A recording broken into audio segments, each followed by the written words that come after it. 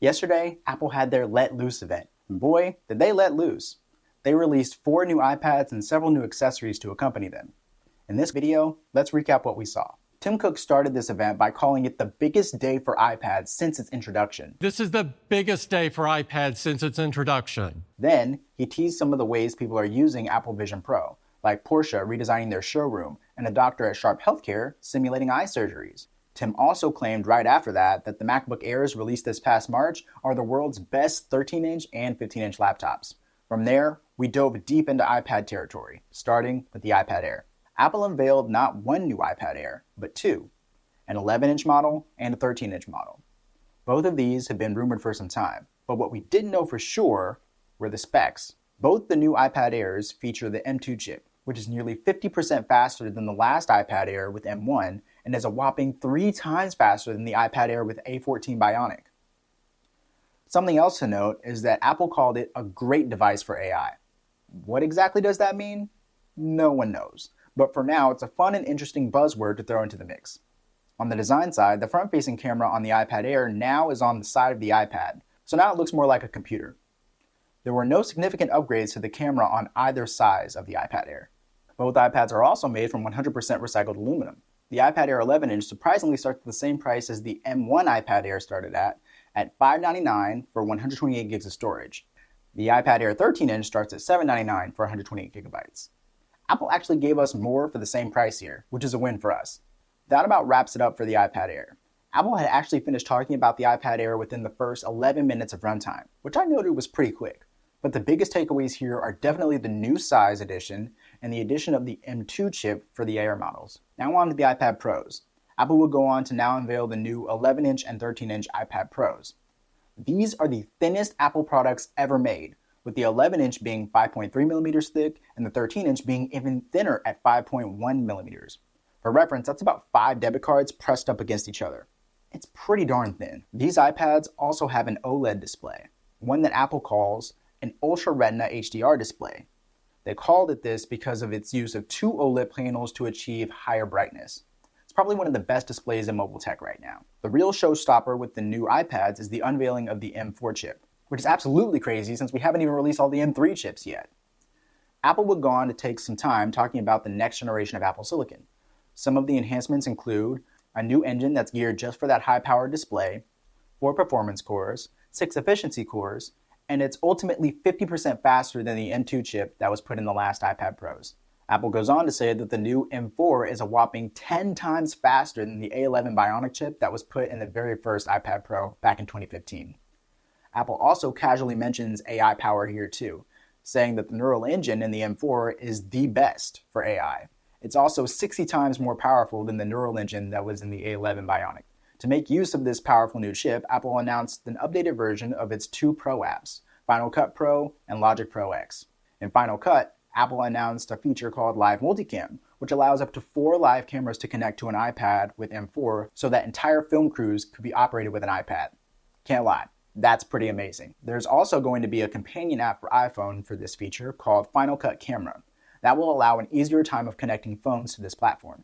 In Logic Pro, a new feature called Session Player was introduced, helping musicians simulate the live playing experience while making sure the artist maintains full control of the music making process.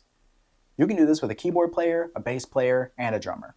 Apple also unveiled a new stem splitter, which I think will be game-changing in the world of sampling. Now users can upload a piece of audio and separate the tracks based on stems using AI. And now if someone wants to sample some drums or a vocal tone, it's as easy as uploading it to Logic. That's both scary and awesome. I will totally be trying that. Now we're jumping back to the iPad Pro itself. On the design side, it also adopted the new horizontal camera that we just got on the new iPad Airs. Hi, this is Editing Javen here. I didn't catch this during the keynote, but it actually looks like Apple removed a camera from the back of the iPad Pro, which is absolutely crazy. Good riddance, I guess? Anyway, back to the video. And these devices are also made from 100% recycled aluminum. To support the new thinner design, Apple also released a new, thinner Magic Keyboard with a larger, more responsive touchpad and a function row of keys at the top. This really makes the full iPad Pro setup look more and more like a touchscreen Mac, which I think is what they were going for here. After a truly amazing transition, Apple unveiled the new Apple Pencil Pro, which features a new Taptic engine and gesture controls to help creatives get more granular with their edits.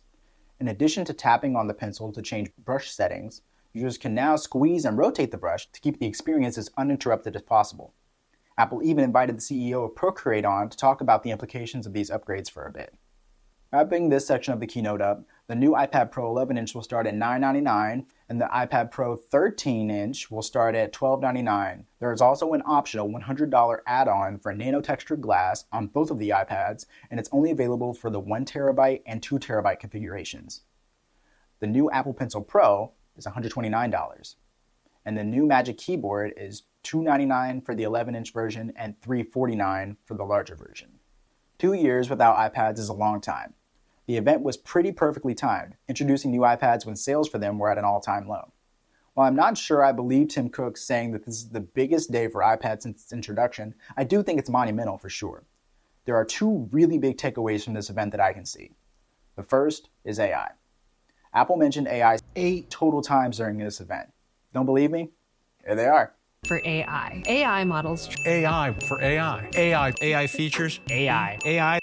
This is obviously gearing us all up for next month's WWDC software announcements, where AI is said to be the showstopper.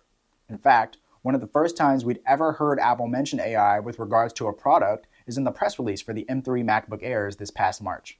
Apple called it the world's best consumer laptop for AI. Now, Apple mentioned AI 7 times in this keynote alone. That's definitely not a coincidence. The second takeaway is actually something that wasn't mentioned at this event at all. There were no updates to the iPad line or the iPad mini line at this event. In fact, at the end of this event, it was revealed that the existing iPad 10th generation would drop in price to $349, serving as the entry point to this new lineup. No other significant changes were made. While I'm impressed with the new lineup, I do think it could still use some cleaning up. Those of you who have followed me for a while know that I have pretty strong thoughts on this. For my complete deep dive into everything iPad, click somewhere on your screen or down in the description below. What do you think? Are these new introductions enough to save the iPad lineup? Are you going to buy one of the new iPads? For me, I think I'm going to watch all the reviews as creators who got review units have started putting up videos. And from there, I think I'm going to wait to see what Apple does at WWDC, since we all really know that software is where the iPad really needs a win. The updates to Final Cut and Logic make me feel pretty good that a positive software change could be coming to the iPad really soon. We'll just have to wait and see. Thanks for watching this video. Stay tuned for more iPad, Apple, and tech news. I'm Javen, and this is JPS TV, and I'll see you guys in the next video. Peace.